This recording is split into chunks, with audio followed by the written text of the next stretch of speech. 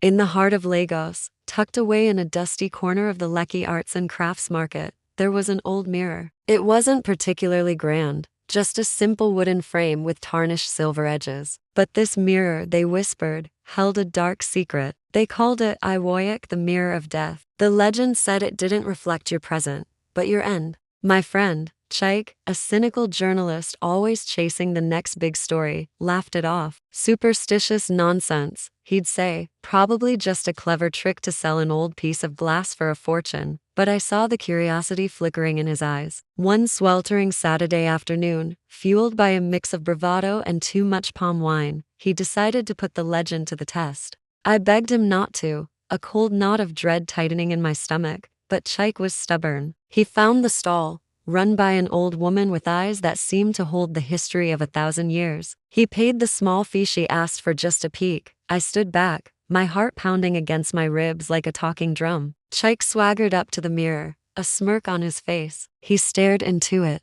The smirk vanished. His face went from confident to confused, then to sheer, unadulterated terror. He stumbled back, his eyes wide, his skin pale under his dark complexion. He wouldn't tell me what he saw. For days, he was a ghost of himself, jumping at every loud noise, his nights filled with terrors he refused to speak of. He became obsessed with water. He avoided crossing the Lekki Ikoyi Link Bridge, refused to go to the beach, and even started showering with a bucket instead of using the shower head. It was water, Teo, he finally confessed one night, his voice a hoarse whisper. So much water, closing in from everywhere. I was in my car.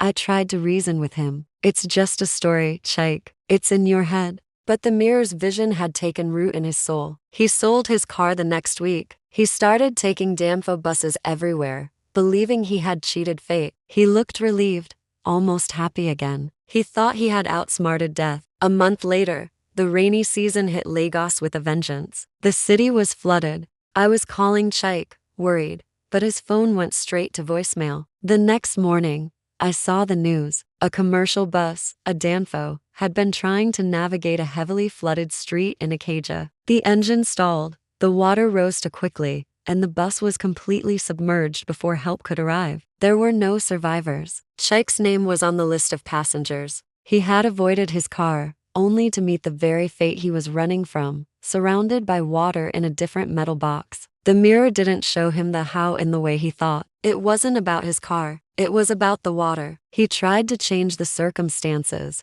but he couldn't change the destination. I've never gone back to that market. Sometimes I wonder if the mirror is still there, waiting for the next curious soul. Some secrets are better left unknown, some reflections better left unseen. If you ever find a mirror that promises to show you your future, I beg you, just walk away. Thanks for watching and please, be safe out there.